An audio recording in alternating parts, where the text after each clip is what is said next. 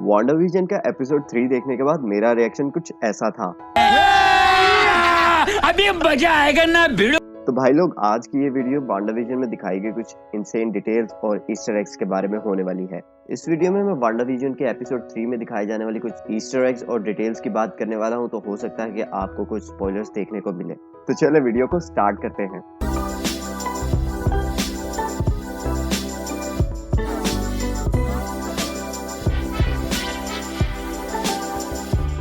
सबसे पहली डिटेल जो मैंने नोटिस की है वो हमें एपिसोड 1 और एपिसोड 2 में भी देखने को मिली थी। इन तीनों एपिसोड में हमें एक शेप देखने को मिलती है जो कि है हेक्सागोन। सबसे पहले ये शेप हमें वांडाविजन के एपिसोड 1 के इंट्रो में देखने को मिली थी। इसके बाद सेकंड एपिसोड के एनिमेटेड इंट्रो में भी एक जगह हमें ये शेप देखने को मिलती है और थर्ड एपिसोड के इंट्रो में भी ये शेप बहुत जगह दिखाई गई है। अब इन हेक्सागोन शेप्स का वांडाविजन से क्या ताल्लुक है इसके बारे में तो कोई भी श्योर नहीं है, लेकिन मार्वल स्टूडियोज कोई भी चीज ऐसे ही अपने प्रोजेक्ट्स में नहीं ऐड करता, तो ये पॉसिबिलिटी जरूर है कि इन फ्यूचर इस चीज को क्लियर कर दिया जाए। अगर इन शेप से रिलेटेड आपके पास भी कोई थ्योरी है तो मुझे कमेंट सेक्शन में जरूर बताइएगा कि आपको क्या लगता है कि मार्वल ने ये हेक्सागोन इन 3 एपिसोड्स में क्यों दिखाए हैं। अब आते हैं अपनी नेक्स्ट डिटेल की तरफ। अगर आपने वांडाविजन का हर एपिसोड ध्यान से देखा है तो आपने ये चीज नोटिस की होगी कि हर एपिसोड में बच्चों का जिक्र जरूर है। फर्स्ट एपिसोड में जब विजन के बॉस और उसकी वाइफ घर पे डिनर के लिए आते हैं तो वो भी वांडा से पूछते हैं कि आप दोनों के अभी तक बच्चे क्यों नहीं हैं।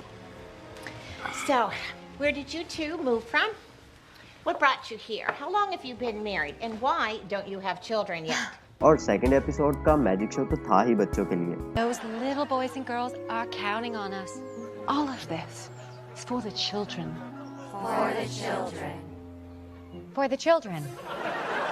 लेकिन इसके बावजूद हमें वांडाविजन में अब तक कोई भी बच्चा देखने को नहीं मिला सिवाय वांडा के अपने बच्चों के। तो मुझे ऐसा लगता है कि ये सब चीजें वांडा के माइंड में प्लांट की जा रही थी, क्योंकि एपिसोड 1 में भी बच्चों का जिक्र था और एपिसोड 2 में भी, और एपिसोड 2 के एंड तक तो वांडा प्रेग्नेंट हो जाती है। तो हो सकता है वांडा को कोई मैनिपुलेट कर रहा हो बच्चे पैदा करने के लिए, और फिर फाइनली हमें वांडा के बच्चे एपिसोड 3 में दिखाए गए हैं जिनका नाम वांडाविजन रखते हैं टॉमी एंड बिली। तो चले अब आते हैं तीसरी डिटेल की तरफ, और मेरे ख्याल में इसका डायरेक्ट रेफरेंस मेफिस्टो से है। एपिसोड 3 में जब वांडा का डॉक्टर उसको एग्जामिन कर रहा होता है, वही डॉक्टर अपनी वाइफ के साथ बर्मुदा ट्रायंगल जाने वाला होता है। अब सब जानते हैं कि बर्मुदा ट्रायंगल को डेविल्स ट्रायंगल भी कहा जाता है, क्योंकि ऐसा मानना है कि वहां जो भी जहाज और शिप जाते हैं वो गायब हो जाते हैं। और फिर डेविल की बात आ जाए तो मेफिस्टो को कौन भूल सकता है, मेफिस्टो मार्वल का डेविल ही तो है।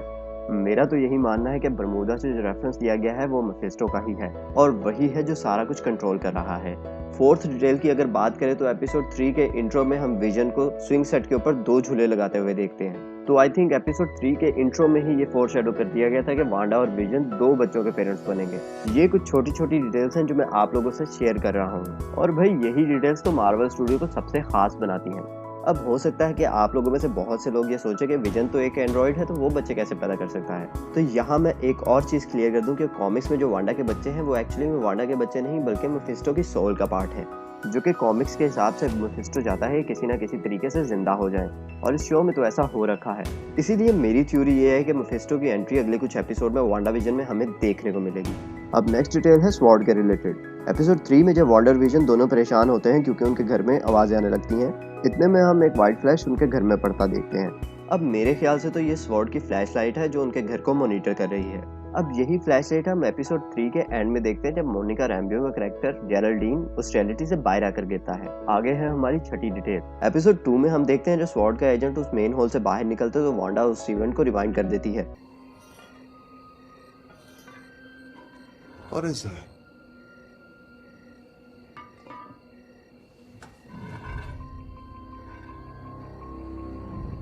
Wanda.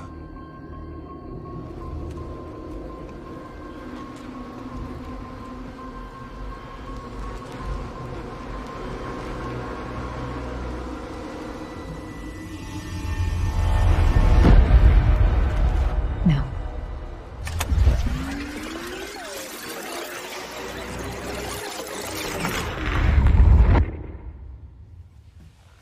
Vision. अब ऐसा ही एक सीन हमें इस एपिसोड में भी देखने को मिला, लेकिन इस एपिसोड का रिवाइंड बहुत ज्यादा वियर्ड था। पहले तो मुझे फील हुआ कि एपिसोड में कुछ मसला है, लेकिन उस सीन को जब मैंने खुद रिवाइंड करके दोबारा देखा तो मुझे पता चला कि वांडा ने खुद इस रियलिटी को रीसेट किया है। लेकिन मुझे इस चीज का भी डाउट है कि शायद इस रियलिटी को रीसेट बार बार मेफिस्टो कर रहा है और वांडा ने अपनी जो ये पॉकेट रियलिटी क्रिएट की हुई है इसके ऊपर वांडा का पूरा कंट्रोल नहीं है। सातवीं डिटेल है मोनिका रैम्बियो से रिलेटेड। एपिसोड 3 में जब मोनिका रैम्बियो का कैरेक्टर जेरल्डीन वांडा को सेट कर देता है तो हम देखते हैं कि वांडा उसको उस रियलिटी से बाहर फेंक देती है और वांडा की पावर का जो रेड इफेक्ट होता है वो हम मोनिका रैम्बियो की बॉडी के ऊपर देख सकते हैं। अब मैं इस सीन से ये ज्यूम कर रहा हूँ कि यहाँ पे शायद मोनिका रैम्बो को उसकी पावर्स मिल जाती हैं। और कॉमिक्स की दुनिया की अगर बात करें तो मोनिका रैम्बियो का कैरेक्टर मार्वल कॉमिक्स में एक सुपर हीरो भी रह चुका है।